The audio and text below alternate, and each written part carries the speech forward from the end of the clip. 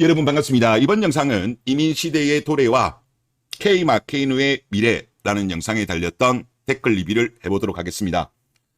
제가 이민 관련된 영상을 올리면 최근에 어떤 기사라든가 이런 거를 쭉 봅니다. 제가 한 보름 정도나 20일 정도 만에 올린 것 같은데 최근의 변동사항은 전혀 없어요. 기존의 기조를 유지하고 있는 것 같습니다. 그리고 정부에서도 특별한 이야기는 그동안에 없었어요. 그런 걸 보면 일단은 우리나라가 이민 쪽으로 가는 거는 맞는 것 같습니다. 변동사항 없어요. 그리고 댓글 한번 읽어보겠습니다. 이민을 받는 순간 이 나라가 현재까지 정말 행복했다는 것을 추억하는 유저들이 많을 겁니다. 라고 글을 적어주셨는데 최근 20년 정도 2000년 이후로 여자들의 전성시대라고 볼 수 있죠. 법적으로나 제도적으로나 사회적으로나 여자들이 우대를 받았던 시절입니다. 그런데 이들이 너무 지나쳤어. 제가 볼 때는요.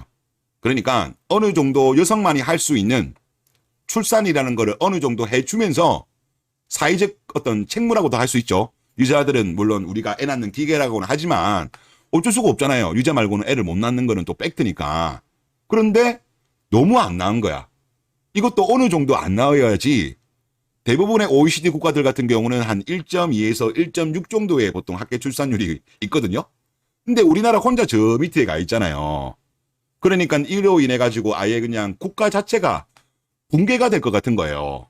그래서 일단 정치권, 언론, 기득권 그리고 많은 국민들도 몇 년 전하고 분위기가 많이 달라졌어요. 몇 년 전만 하더라도 이민에 대해서 부정적인 생각을 많이 가지고 계셨지만 뭐 이민에 대해서 찬성하는 건 아닌데 어쩔 수 없다는 분위기로 지금 많이 바뀐 것 같아요. 그리고 이제 우리나라 정부에서도 20년 동안 저출산 대책을 계속 써왔지만은 지금 상황이 이 정도까지 되었다고 한다면 정말로 큰 대책, 파격적인 대책, 뭔가가 나와야 되거든요. 정말 충격적인, 혁신적인, 안 나와요, 지금 보면. 아시겠지만. 그러니까 신용만 한다는 느낌이 저는 많이 들어요. 언론들의 어떤 비판적인 시각도 보면 그냥 하나만한 이야기만 하고 있고 그리고 정부의 정책을 보더라도 뭐 기존에 했던 거와 특별한 차이를 못 느끼겠어요. 충격적인 걸로 해도 될까 말까인데 신용만 한다는 느낌이 많이 듭니다. 그래서 저는 어떤 정부라든가 기득권 언론들이 포기한 것 같아요. 한국 여자를 포기했다는 거죠. 그래서 어쩔 수 없다. 이대로 나라가 망했고 본인들도 망할 바에는 기득권들이 망할 바에는 그냥 이민으로 가자. 이들이 그리는 그림이 뭔지는 모르겠습니다만은 제가 느끼기에는 조금 아시아의 미국을 꿈꾸는 것이 아닌가 좀 그런 느낌이 많이 들고요. 그리고 남자들 같은 경우도 지금 하가 많이 나은 상태예요. 그거를 알 수 있는 자료 중에 하나가 물론 여자들도 하가 많이 나 있는 것 같은데 이 예전에 2021년도에 입소스라는 여론조사 기관에서 28개의 주요 국가를 대상으로 해가지고 여러 가지 항목으로 갈등을 조사한 게 있습니다.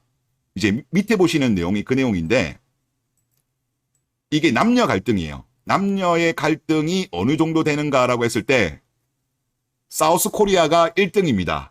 80%. 그리고 28개 국가의 평균은 48이에요. 평균보다 우리가 남녀 갈등이 이만큼 심한 나라예요.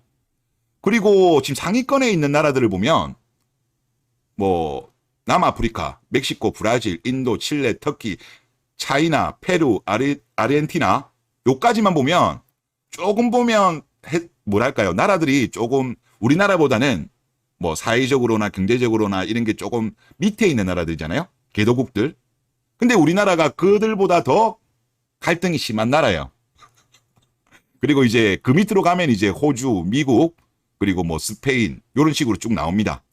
그리고 이제 일본 같은 경우 34밖에 안 나와요.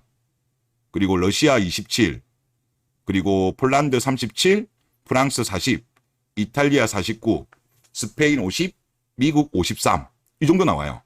그러니까 미국 같은 경우도 남녀 갈등이 적지 않은 걸로 알고는 있습니다만은 일단 여기에 나오는 통계 데이터로 본다면 뭐 유럽이라든가 그리고 미국이라든가 이런데 남녀 갈등이 많다고 하지만 위대한 사우스 코리아에 비하면 귀여운 수준이다. 귀여운 수준이다. 우리나라는 당당하게 80%, 2등이 71밖에 안 돼요. 그것도 뭐 우리나라랑 비교하기에는 좀 멋쩍은 남아프리카입니다. 정말 심각한 남녀 갈등이고, 물론 저는 이 현상이 발생한 거에 있어서 여성들의 지나친 욕심이에요. 이기심. 권리에 대해서는 요구하지만 의무에 대해서는 전혀 지지 않으려고 하는 그런 것 때문에 이제 포기한 거죠. 참 안타까운 현실입니다. 다음 댓글을 보겠습니다. 정부에선 이민청을 만드는데 가속화를 하겠다고 했습니다. 국제결혼과 이민을 통한 출산율을 높이는 정책을 빠르게 준비 중이더군요. 지금의 20대, 30대 여성들은 이미 생각의 고착화가 되어서 사회적 고정관념을 바꾸기 힘든 게 현실인 것 같습니다. 그러므로 일본처럼 10년에서 20년은 지나야 한국 여성들의 생각이 바뀌는 전환점이 올 거라고 봅니다. 지금의 세대는 틀렸어요. 라고 하셨습니다. 앞에 자료를 보셨지만은 이 정도의 남녀 갈등 28개국 중에서 주요 국가 중에서 우리나라가 당당히 1등을 한 이런 국가에서 쉽게 바뀌지는 않을 것 같아요. 그리고 남자들도 매우 단호해졌기 때문에 이거 시간은 필요할 것 같습니다. 물론 말씀처럼 생각이 바뀌는 전환점이 올 거긴 올 건데 하여튼 시간은 좀 많이 필요해 보일 것 같고요. 그리고 정부에서 이것저것 이야기하셔가지고 제가 한 가지 말씀드리면 조금 잘못 알고 계신 분들이 계시던데 이제 여가부를 윤석열 정부에서는 폐지한다고 공약을 했잖아요. 그런데 2024년도 여가부 예산이 9.4% 증가했어요. 그런데 이 증가한 거를 왜 공약을 안 지키냐, 여가부 폐지한다고 했는데 왜 예산을 더 증가시키냐라고 알고 계시는 분들이 계시던데 이거는 조금 세부적인 항목을 보지 않았기 때문에 생긴 오해라고 저는 보입니다. 자, 일단 세부적인 항목이 뭐냐고 하면 지금 양성평등 청소년이 줄고 다문화 지원이 늘었습니다. 그래서 제가 표를 가져왔는데 지금 왼쪽에 있는 게 2023년도 거고 오른쪽 거 빨간 박스가 그려진 게 정부 아니에요. 그러면 큰 항목으로는 양성평등 정책, 청소년 정책, 가족 정책, 행정 지원이 있습니다. 행정 지원은 2.5밖에 안 되고 이거는 전년보다 0.8이 올랐어요. 그런데 사실상 큰 어떤 예산은 뭐냐고 하면 양성평등, 청소년, 가족 이 세 개입니다. 이 세 개인데 양성평등 정책 같은 경우는 2.5% 줄였어요. 예산을. 그리고 청소년 정책을 6.9% 줄였습니다. 저는 차라리 청소년 정책을 덜 줄이고 양성평등 정책을 좀 더 줄여야 되지 않냐라고 보긴 하는데 요걸 좀 비판하시는 분들이 있습니다. 왜 이렇게 청소년 정책을 많이 줄였냐. 이걸로도 많이 까긴 까던데 제가 봐도 줄일 거면 양성평등을 더 줄였어야 되지 않냐라고 보기는 봅니다. 저도 그런 지적에 대해서는 어느 정도 저도 어느 정도 공감은 하는데 중요한 건 뭐냐고 하면 총 예산은 늘었어요. 9.4%가. 그러면 양성평등과 청소년 정책은 줄였는데 가족 정책에 대한 예산이 늘어난 거예요. 그게 무려 16.6%가 늘었습니다. 매우 큰 폭으로 는 거죠. 그러면 가족 정책 중에서 어떤 걸 늘렸나라는 걸 봐야 지금 윤석열 정부가 지금 어떤 생각을 가지고 있는지를 조금 우리가 캐치할 수 있을 것 같거든요. 일단 저출산 관련된 쪽으로 예산을 많이 넣었어요. 뭐냐고 하면 한부모 가족 아동 양육비 지원 대상을 확대를 했습니다. 중위소득 60에서 63%로 확대됐고 만 18세 이상 자녀도 고등학교 재학 중인 경우 아동 양육비를 지원한다. 요거고 그 다음에 아이 돌봄 지원 수당 인상, 다자녀 지원 확대고요. 그 다음에 다문화 가족 자녀 교육 지원 강화. 이거는 아무래도 국제 결혼하는 커플에다가 이제 서포트를 하는 거겠죠. 그리고 이번에 신설된 게 뭐냐고 하면 결혼 이민자 취업 지원을 신규 추진하겠다. 그렇게 해가지고 지금 가족 정책에 대한 예산이 16.6이 늘었어요. 그러니까 다소 아쉬운 부분은 있습니다. 아까 말씀드렸다시피 양성평등에 대한 정책을 훨씬 더 줄이고 그리고 만약에 뭐 청소년 정책의 비용을 좀 줄인다고 했을 때 상대적으로 덜 줄이는 게 그런 아쉬움은 있습니다만은 일단 뭐 가족 정책에 있어가지고 저출산 관련된 쪽에 예산을 많이 집중하고 그리고 결혼 이민자들에 대한 교육 지원 그리고 결혼 이민자들에 대한 취업 지원에 대한 거를 과거에는 없었나 봐요. 이거를 신규 추진한 거를 봤을 때 어느 정도 국제결혼에 대해서도 뭐 알게 모르게 좀 서포트를 하려고 하는 것이 아닌가 그런 생각이 좀 많이 듭니다. 그리고 다음 댓글 한번 보겠습니다. 민족주의 성향이 강한 한국에서 이민을 장려한다는 건 잠재적 내란 내분을 키우는 것이라고 생각되네요. 참 쓸데없는 한 세대의 가치관이 나라를 말아먹고 있네요. 정부에서 빠른 손절이 개몽하는데 도움이 되지 않을까 합니다. 라고 글을 써주셨습니다. 우리나라는요, 뭐 아니면 도잖아요. 좋은 거 같은 경우는 우리나라가 보면 보통 꼴등을 하고, 안 좋은 거 같은 경우는 우리나라가 1등을 하는 하여튼 대단한 나라인데, 우리나라는 이민에 대해서 부정적입니다. 대부분의 분들의 어떤 인식은. 그런데 아직까지는 이게 얼마 안 되니까 사회적으로 큰 어떤 부각이 안 된 것 같아요. 그래서 아까 앞에서 보셨던 2021년도 입소스의 그 여러 가지 거기에 갈등에 대한 항목 조사였거든요.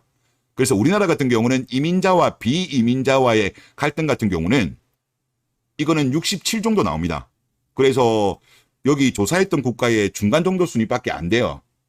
아직은 이민자가 많지 않기 때문에 그런 것 같고 본격적으로 이민이 많이 늘어나게 되면 역시나 우리나라가 뭐 1등, 2등, 3등 이렇게 하지 않을까 저는 그렇게 조심스럽게 전망이 되고요. 그리고 이왕 본 김에 몇 개 더 자료 보겠습니다. 우리나라는 뭐 아니면 도예요. 자, 지지 정당과 관련해 가지고 갈등. 뭐 우리나라 같은 경우는 뭐 국민의힘, 민주당이 있겠죠?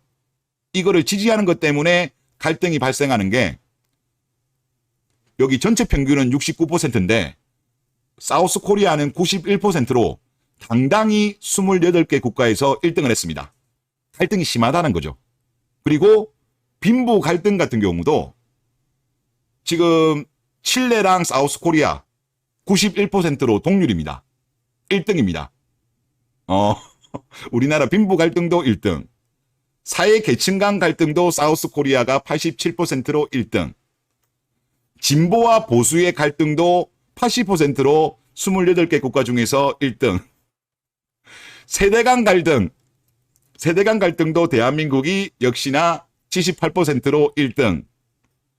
엘리트와 일반 노동자와의 갈등도 요거는 1등 아닙니다. 요거는 우리보다 좀 심한 나라가 칠레 84, 러시아 82, 한국 78.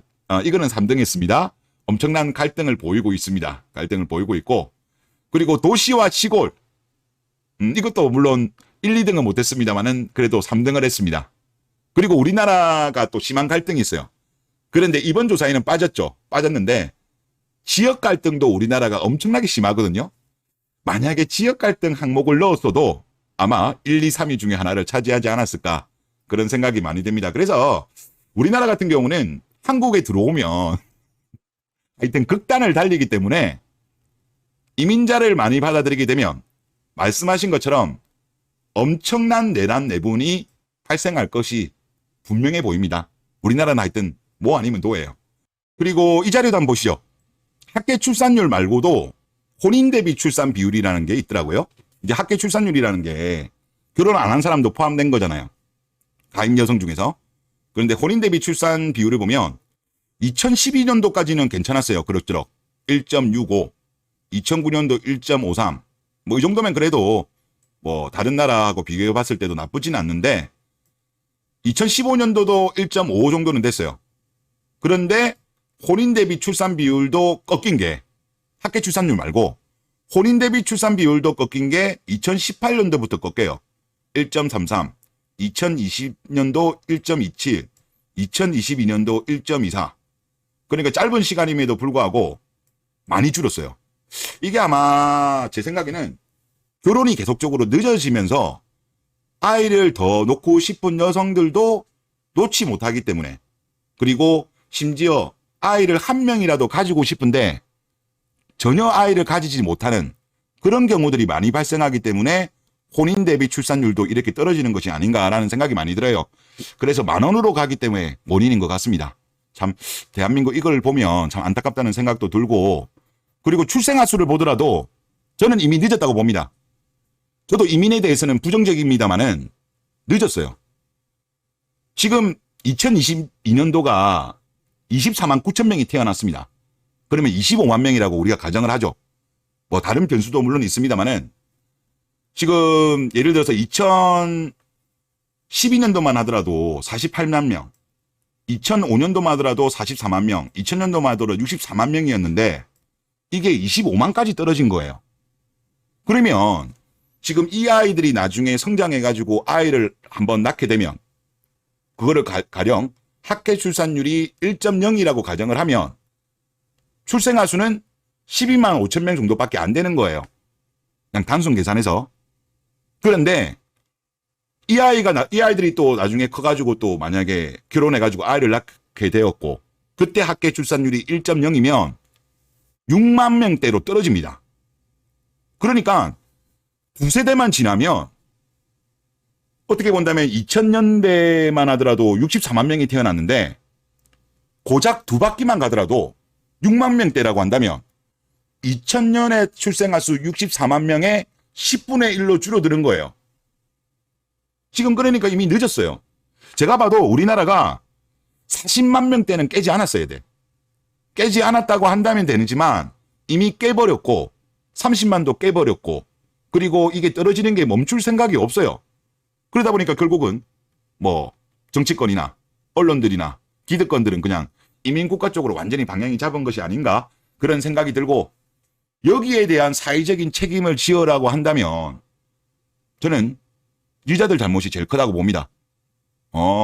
유자들 잘못. 출산 안 하겠다. 결혼 안 하겠다. 그렇게 외쳤던 특히 페미들의 잘못이 제일 크지 않는가. 물론 다른 문제도 있습니다만은 저는 가장 큰 책임은 그쪽에 있는 것이 아닌가 그런 생각이 듭니다. 네, 이번 영상 여기서 마치겠습니다.